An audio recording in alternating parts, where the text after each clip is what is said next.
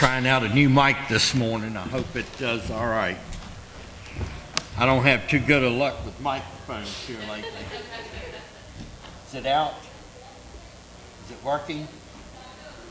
Just keep me up on this one here then, just in case. All right.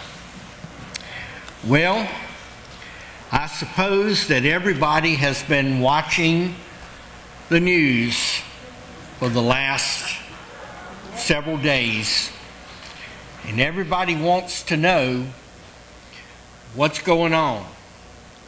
Well, quite frankly, if you watch the news, you will never find out what's going on.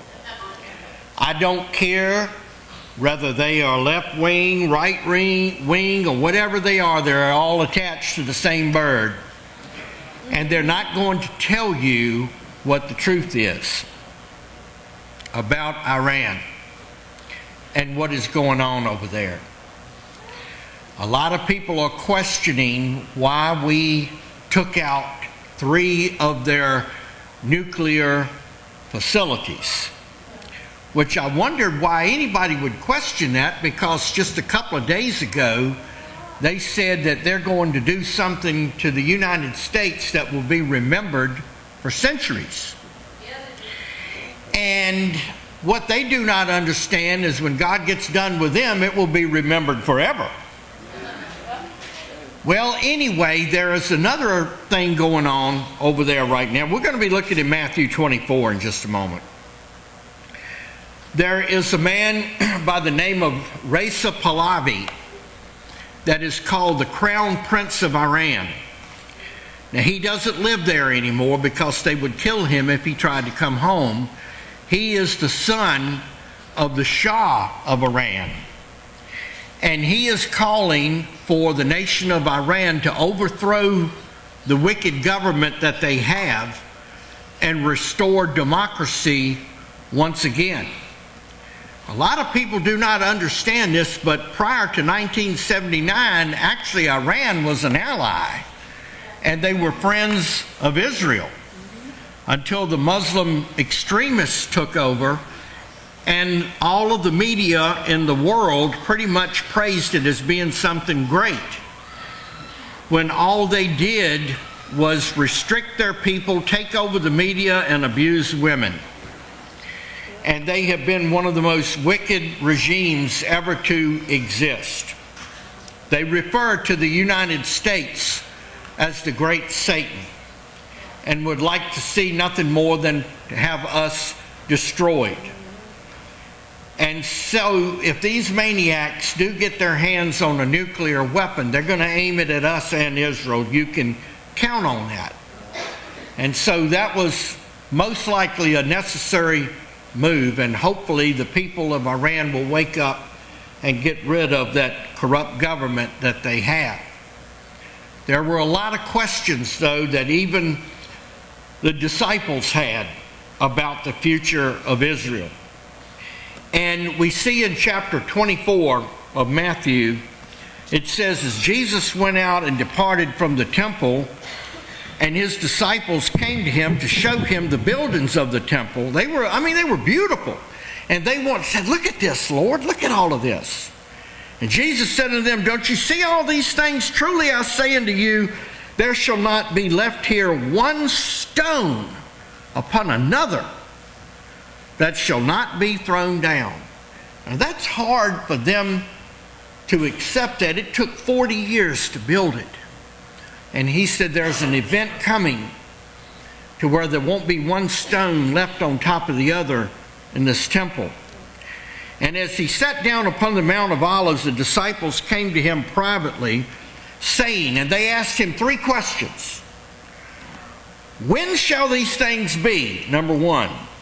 Number 2, what shall be the sign of your coming? And number 3, and of the end of the world. Boy, that was a loaded question, wasn't it? But they wanted to know. Well, the prophet Ezekiel knew it well, and he wrote in fine detail of everything that was going to happen to the nation of Israel. When you have an opportunity, read chapters 37, 38, and 39 of Ezekiel, and he spells it out in complete detail. Ezekiel tells us that there would come a day when Israel would be no more a nation. And that happened in AD 70 when the Roman General Titus besieged Jerusalem, eventually overran it and destroyed it and leveled it to the ground and killed as many as 40,000 people and sold the rest of them into slavery. And from that day forward, they were scattered all over the world, and there was no more Israel. And then if you run forward to 1948, well, now, don't let me do that. Let me get back to Ezekiel 37 for a second. The Lord told Ezekiel, what do you see? And he said, I see nothing but dry bones everywhere. And he said, speak to those dry bones. And he did, and all of a sudden, muscles and skin and everything appeared on those bones, and God breathed a breath of life back into them, indicating that one day Israel would become a nation once again. And on May 14, 1948, David Ben-Gurion, the provisional president, spoke and made a statement, as of right now, Israel is once again a nation, and they weren't even attacked for moments later, and have been under attack since then. There have been a number of wars that Israel has been involved in from that day, 1967, 1973, and then all of the skirmishes that they've had here of late, but yet they are still there. Then Ezekiel makes a statement that God tells him. He said, I am going to put a hook in the mouth of a number of nations, and I'm going to drag them down here, and they're going to attack you. And the nations that he mentioned was Russia, Iran or Persia, Syria and Turkey, and a number of other nations. Now, I will jump to the back of the book right now and warn you, if you see Turkey and Iran and Russia surrounding Israel, the church is going to leave very, very, very shortly and be taken off of this earth. And the Great Tribulation will begin at the end of that battle. Do remember that and be vigilant. And then Ezekiel chapter 39, God tells Ezekiel, I'm going to bring all those armies down here to descend upon the mountains of Israel, and I'm going to destroy all but 1/6 of all of those armies, so they can go back to their nations and tell what great things God has done for you. That is what is called Ezekiel's war. And now let's pick it up where Jesus elaborates on it a little bit more. In verse number 4, Jesus answered and said unto them, take heed that nobody deceives you.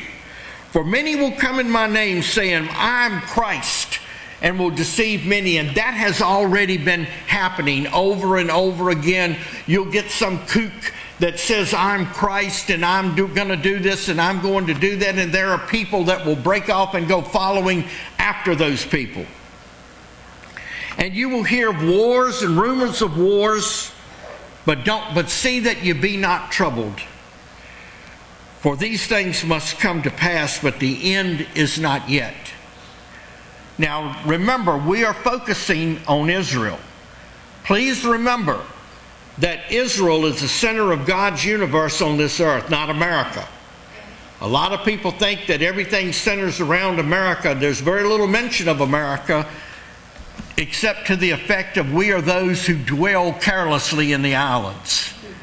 So apparently God don't think a whole lot about America right now because of the way we live.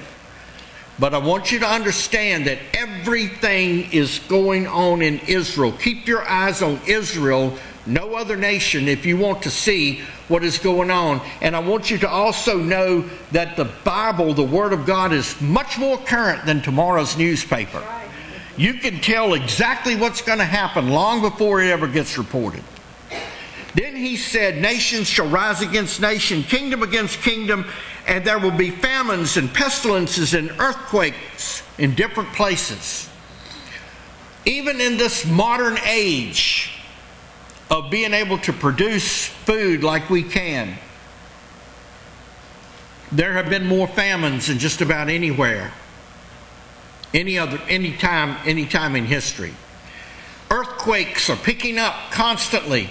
If you will look at some of the geological reports, you will see that the frequency of earthquakes are increasing and increasing. And even over here, we're seeing them all the time. Anybody ever been sitting on your sofa and all of a sudden it jumped up in the air and hopped back down on the floor over the last few years? And that was an earthquake over in Richmond doing that, a small one. Now all of these pestilences and diseases, and every month they've got a new disease out. Of course, they got a new jab to go with it. Well, I'm not going to go there, but y'all know what I think about all that foolishness. And then he tells his disciples all of these are the beginnings of sorrows. Now, this saying that Jesus is saying here, these words, are not aimed at the church. I've seen a lot of uneducated pastors get up and tell their congregation that Matthew 24 is aimed at the church. No, it is not. It is aimed at the nation of Israel, period. And I'm going to show you why in just a few moments. He said, they shall deliver you up to be afflicted, and shall kill you, and you shall be hated of all nations for my name's sake. There is no nation on the face of this earth that is more hated than Israel. That little country the size of New Jersey, maybe they hate it because it looks like New Jersey, I don't know. But seriously, and they act like Israel is such a threat to the whole world, and there's that little tiny piece of land with all them Arab nations surrounding it. No. They are doing it because it was prophesied that they would do it. And it said, you will be hated of all nations for my name's sake. And then many are going to be offended and betray one another and shall hate one another. And it's going to divide the people over there. And it already has. And many false prophets shall rise and deceive many. And because sin shall abound, the love of many shall become cold. There is really, in truth, no more of a secular nation than Israel right now. They don't believe in Jesus. There are some Christians that live there that do. But Tel Aviv is like one of the most wicked cities in the world. They do everything that the evil cities in the rest of the world do. It's not a holy land as far as the way the people are living. And Hebrews chapter 11 even talks to you about that.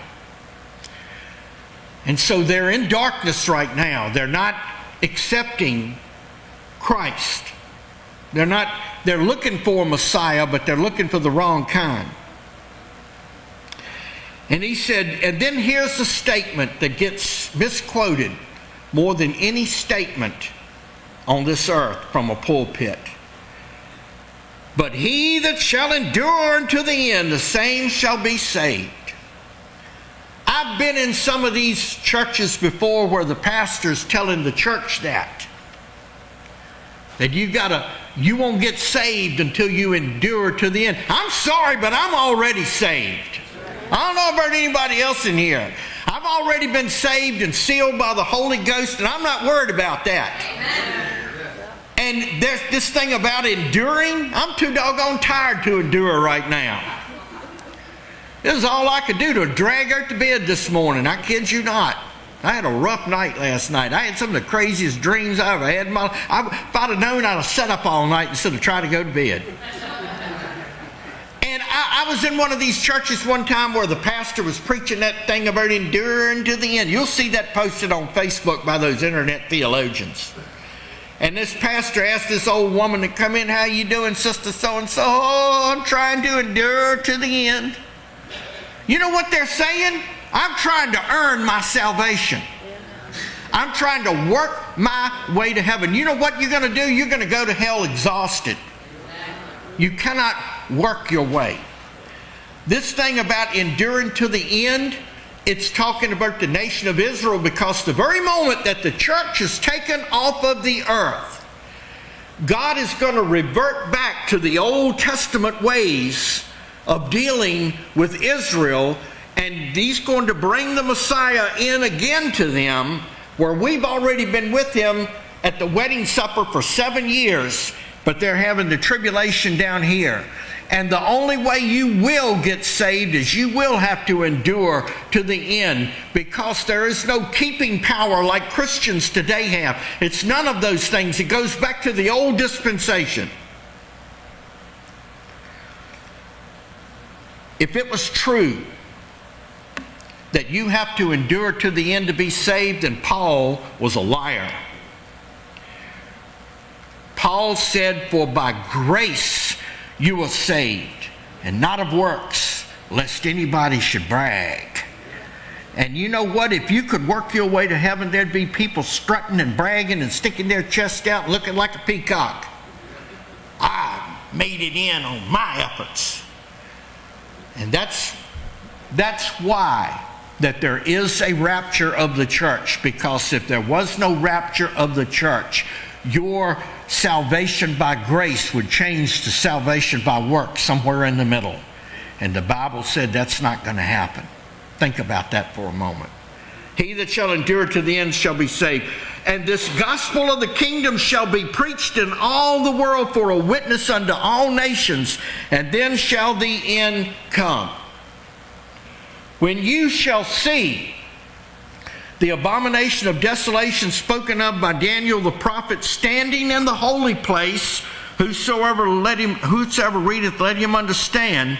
Let me back up and tell you what that is. The Bible tells us that during the tribulation, the church is gone, the Antichrist and the false prophet are ruling this world. That one day the Antichrist walks into the newly rebuilt temple, which they're ready to build it right now. They got everything, the materials ready, the cornerstone, the implements, the red heifer, all of the stuff to put the temple back into place. And the Bible said it will be done during the tribulation. They are ready over there. It said that during the middle of the tribulation, the Antichrist will walk into the temple and sit upon the throne of David and declare that he is the Messiah, that he is God. That is called the abomination of desolation. Daniel prophesied that. And that's what he's talking about. He said, when you see that, buddy, he said, let those which are in Judea. Where's Judea at? Israel. He's talking to Israel. Let them flee into the mountains. Let him that is on the housetop not come down to take anything out of his house. Neither let him which is in the field return back to take his clothes. The calamity's going to hit that fast and that hard during that time. And that's the moment that the entire world will turn on Israel again and try to destroy her. Woe unto them that are with child and those that are nursing in those days, and pray that your flight be not in winter, neither on the Sabbath day. Again, he's talking to Israel. These are things that's going to happen to Israel. For then shall be great tribulation, such as was not since the beginning of the world to this time, no, nor ever shall be. And except those days should be shortened, there would be no flesh saved, but for the elect's sake, those days shall be shortened. How in the world is the Lord going to shorten 7 years? The Bible talks about a meteor by the name of wormwood during the tribulation that will come and hit the earth so hard it will knock it off of its axis. That's in the book of Revelation. And the days will be shortened from 24 hours to 16 hours. That's how it's going to happen. Nothing gets by God. His word is absolutely flawless and perfect, and you can find the answers if you just dig for them. And if any man will say to you, look, here is Christ, or there, Believe it not. For there shall arise false Christs, false prophets, and shall show great signs and wonders, insomuch that if it were possible, they shall deceive the very elect. How are they going to get away with that? Why, the church is going to be gone. The Christians will be taken off of the earth. We will be up in heaven for the 7-year wedding feast. And there will be all this confusion down here on the earth during that time. Behold, I have told you. And if they said, behold, he's in the desert, don't go there. Behold, he's in the secret chambers, believe it not. For as the lightning comes out of the east and shines even unto the west, so shall the coming of the Son of Man be. For wherever the carcass is, there will the eagles be gathered together. Immediately after the tribulation of those days shall the sun be darkened, and the moon will not give her light, and the stars will fall from heaven, and the power of the heavens shall be shaken. And then shall appear at the end of that time, when all of the nations of the world gather one more time to destroy Israel. They said they're going to look, and the clouds are going to open, and there will be the Savior on a white horse with the name King of Kings and Lord of Lords on him. And he's going to come back and wipe out every single army in this world that has attacked Israel. You shall see the sign of the Son of Man in heaven, and then all the tribes of the earth shall mourn when they will see the Son of Man coming in the clouds of heaven with power and great glory. And he shall send his angels with a great sound of a trumpet, and they will gather his elect from the four winds, from one end of heaven to the other. And we're going to close with this part right here. Now learn a parable of the fig tree. The fig tree, Israel was always referred to in scriptures as a fig tree. That was a very, very important plant back in that day. And he said, listen to the parable of the fig tree. When its branch is yet tender and put forth leaves, you know that the summer is near. When Israel became a nation again on May 14th, 1948, and folks, that hadn't been that long ago. I know a lot of y'all that are younger think, oh, that's a long time ago. No, it really won't. That was actually only 9 years before I was born, for crying out loud. It's a nation, and it's a young nation now, and the fig tree started to bloom again, and the leaves started to come out on that fig tree again, and he said, watch out, summer's near. But likewise, when you shall see all these things, know that it's near, even at the door. And I said unto you, this generation shall not pass till all these things be fulfilled. What Jesus is saying is that when the nation of Israel became a nation in 1948, it ushered in the last generation. So we are living in the last generation. I do not know how long that's going to be, but I know it's not going to be long at all. It's going to be very short-lived. And we may not go to war with Iran this go round. We won't. But Iran's going to be involved sooner or later on an attack on Israel, along with Russia, Turkey, Syria, and a whole lot of other nations. And the Lord said, when you see that, time is up. Time is up. And so that's the latest news. I don't know what the ABC, NBC, MSLSD, and all the other networks and pinko rag newspapers and all that is telling you. But what I'm here to tell you is my Bible, which knows the future, says that Jesus is coming soon, and you better be ready. Get your house in order, people, because you never know when it's going to take place. Let's